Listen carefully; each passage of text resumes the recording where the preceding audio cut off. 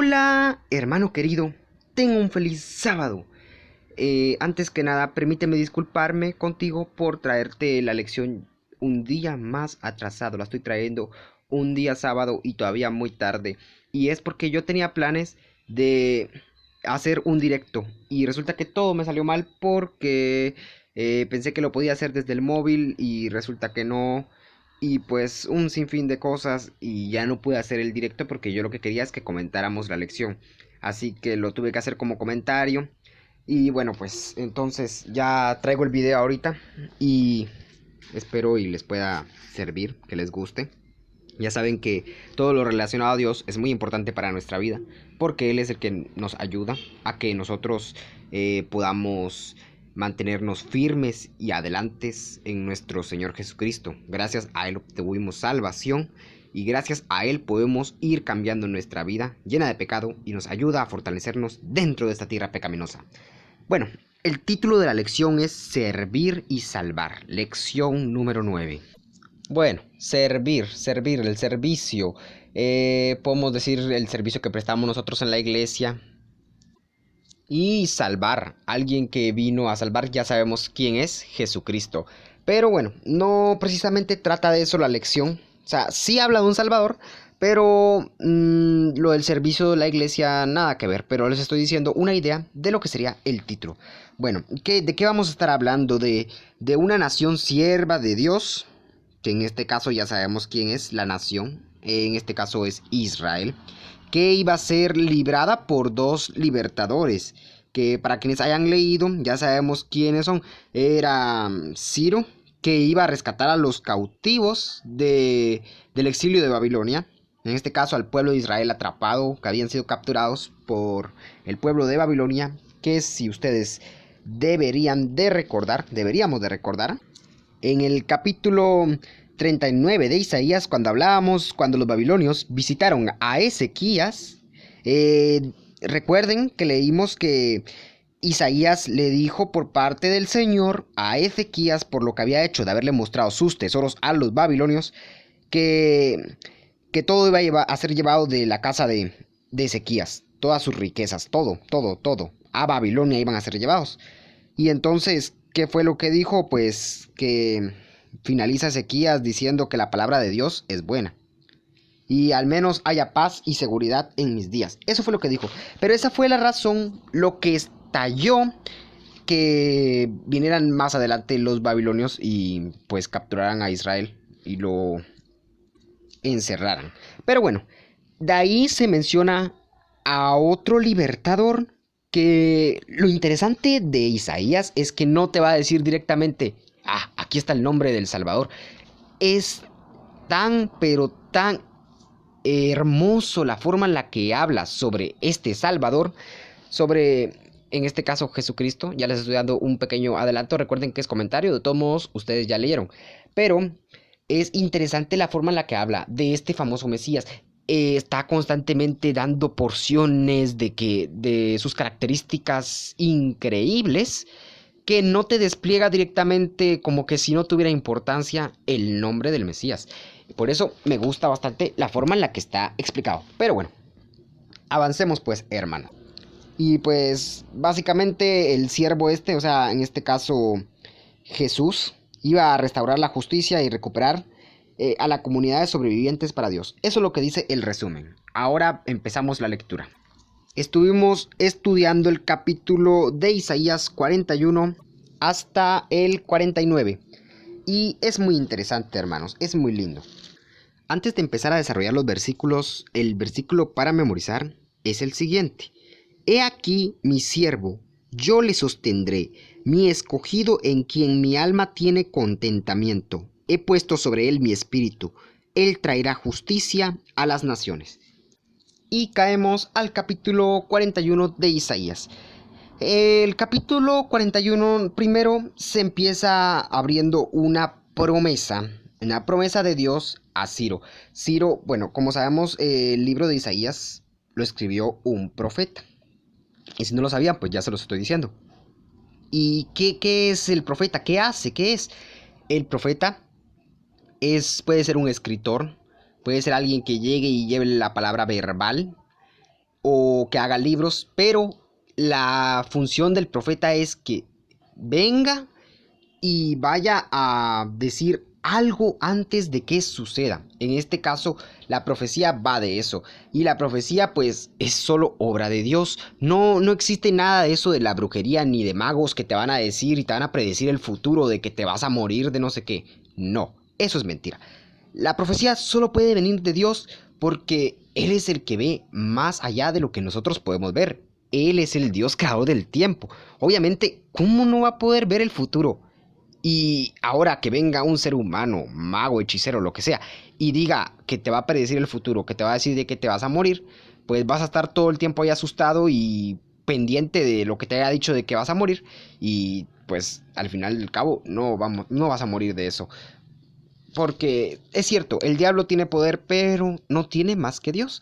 Y por eso, pues, la promesa era de que, bueno, la profecía, perdón, hablaba de 3 siervos. De eso habla la lección de la cartilla. Estos 3 siervos son los siguientes. Hablábamos de Israel, que era la nación como tal. Hablábamos de Ciro, un libertador físico, el cual pues, cuando decimos un libertador físico es que iba a librar de algo que se podía ver y se podía tocar. Pero se menciona otro siervo y adivinen cuál es este tercer siervo. Adivinen, hermanos, adivinen cuál es el tercer siervo. Bueno, obviamente ya a este punto ya deben de haber leído la cartilla. Y pues el tercer siervo es el Mesías Cristo Jesús, solo que en el libro de Isaías no dice directamente que es Cristo Jesús, pero se van dando porciones. Es lo que les decía, como la cereza del pastel, te está dando ahí porciones de la dulzura de Dios, de lo que sería la salvación.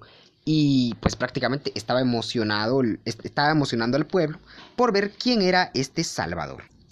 Y bueno, estábamos en el capítulo 41, decíamos la promesa de Dios a Ciro, pues primero le empieza diciendo Dios sobre su poder, les empieza recordando el pacto, de qué es lo que había hecho él por Israel, porque Israel se había separado de Dios, se habían alejado de él, y pues por lo tanto fueron capturados por Babilonia. Y pues este famoso Ciro iba a liberar físicamente a Israel, lo iba a sacar de lo que sería el imperio babilónico. Ya hablábamos de la famosa Gran Babilonia. Era una potencia mundial que pues hacerle frente estaba muy difícil. Y que ahora venga un famoso hombre llamado Isaías y haya hecho una profecía, haya recibido, mejor dicho, una profecía, y que diga que hace 146 años, dice, desde el momento de la muerte de Isaías hasta la caída de la Babilonia. Prácticamente era una profecía que se adelantó 1 siglo y medio a su cumplimiento, dice. Es muy interesante porque Isaías sí era un hombre llamado por Dios, sí era un hombre que estaba siendo utilizado por Dios. Hacer una profecía de ese nivel, bastante tiempo, pues obviamente era increíble. Que tanto dice que hay varios eruditos estudiosos de la Biblia que notan algo raro en ese contexto de la Biblia. Y se hacen pensar de que Isaías 40 al 66 fue escrito por otro profeta. O sea, no fue escrito por Isaías. Y por eso es que también se hacen un poco la confusión de pensar cómo fue que Isaías describió exactamente lo que iba a suceder, incluyendo el nombre de este libertador, que pues no era un libertador como lo era el Mesías. Pues sí es cierto que Ciro era un rey futuro, que era enviado por Dios obviamente, pero para liberar a su pueblo nada más. Esa era la misión de él. Pero era un Mesías inusual, dice la cartilla, porque no era israelita. Y haría cosas que haría el Mesías, como derrotar a los enemigos de Dios y liberar a su pueblo cautivo. Pero no podía ser el mismo que el Mesías, porque no descendía de David. Y pues esta predicción nos indica que solo Dios conoce el futuro. Nos demuestra la divinidad y el poder de Dios. Y después Isaías capítulo 41 empieza a hacer la promesa de Dios que estaba con el pueblo. y que Dios los iba a bendecir. También les empezó a decir de los ídolos, de que no estuvieran adorando dioses ajenos que ni siquiera hablaban ni se movían, pues porque lo mismo el pueblo se había desviado y se había alejado de Dios. Y de ahí se empiezan a hacer unas predicciones sobre las victorias de Ciro. Pero lo interesante no es eso. No leí porque ustedes ya tienen que haber leído esa parte, pero lo interesante, lo mero interesante está en el capítulo 42, que dice lo siguiente: el siervo prometido. Esto sí lo vamos a leer. Dice versículo 1, capítulo 42 de Isaías. Aquí está mi siervo, a quien sostendré, mi elegido, en quien me deleito. He puesto mi espíritu sobre él, y él traerá justicia a las naciones.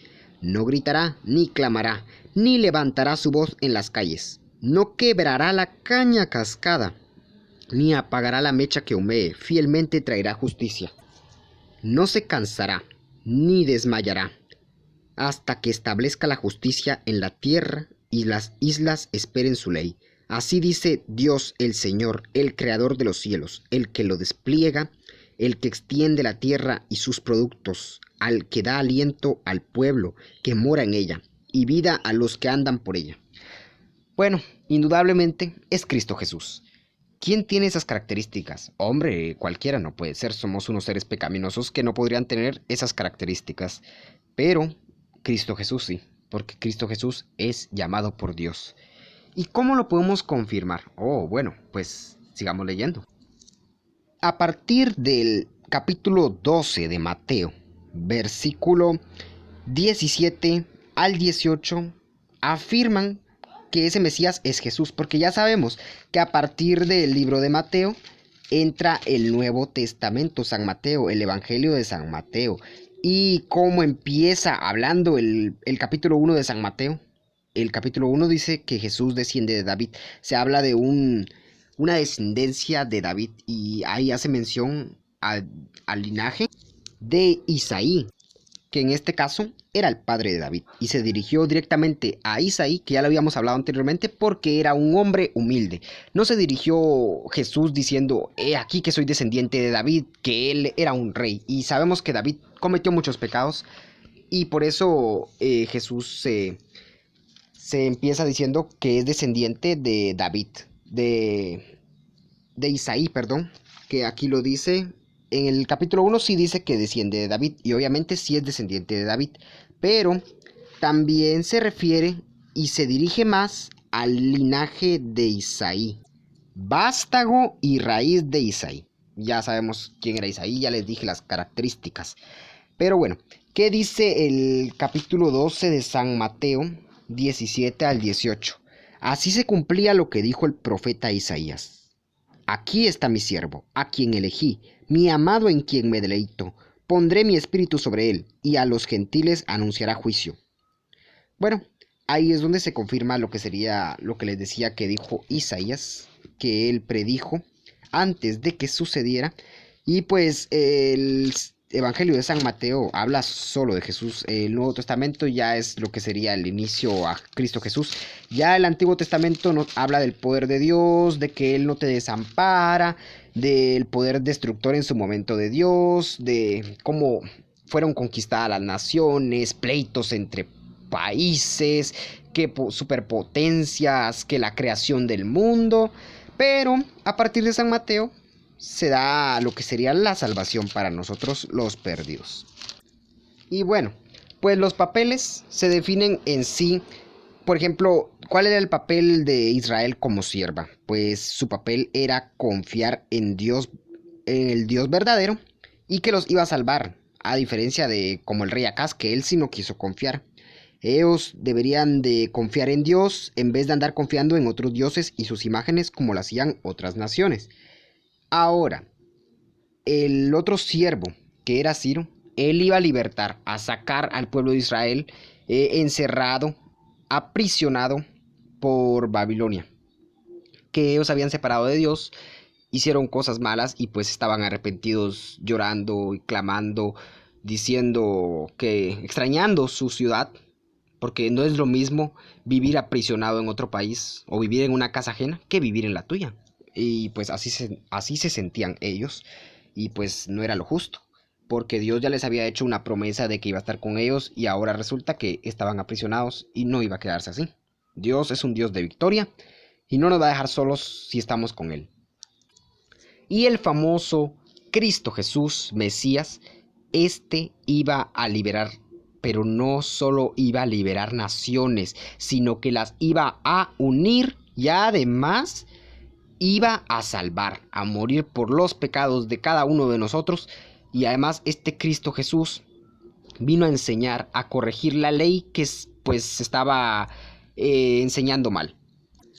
Y una de las características más importantes y hermosas de este Mesías está en el capítulo 42 de Isaías, que dice en el versículo 3: no quebrará la caña cascada, ni apagará la mecha que humee, fielmente traerá justicia. La caña cascada, un pedacito de rama de caña ahí, que la tocas y se va a quebrar. No, Jesús no iba a venir y te iba a dar un empujón para quebrarte. No. Y dice, ni apagará la mecha que humee. No iba tampoco, no solo que uno está mal a veces espiritualmente y venga Dios y te termine de destruir, juzgándote y diciéndote, sí, que tú ibas a la iglesia y ahora ya no vas, eres un pecador. Tampoco va a pagar la poca fe que puede que tengas en Cristo Jesús. Este Mesías con amor iba a traer la salvación. Con amor se iba a acercar a cada uno de los que estaban en ese momento y también hoy en día se quiere acercar con nosotros con amor. La cosa es que nosotros le permitamos hacer su actuar en nosotros. De hecho, por aquí, por mi país, suelen quemar mucha caña y sale unas cositas negras. No sé si han notado eso. Y uy, esas cositas no las puedes tocar, que son muy frágiles. Por eso lo asemejo a esto. No he visto la caña cascada, no sé cómo será, pero algo así lo asemejo con esa caña que brota de la quema que hacen. Y salen unas cositas negras y manchan, pero no las puedes tocar porque son muy frágiles. Y por eso, más que todo, la lección trata de la descripción del Mesías, de un futuro Salvador. Así que, hermano mío, espero y te haya gustado la lección. Ha sido, no la he dicho completa porque ha sido el comentario y pues tuve muchos problemas. Esperemos solucionarlos pronto para traerte la próxima lección. Tenga un feliz sábado, que Dios te bendiga. Amén.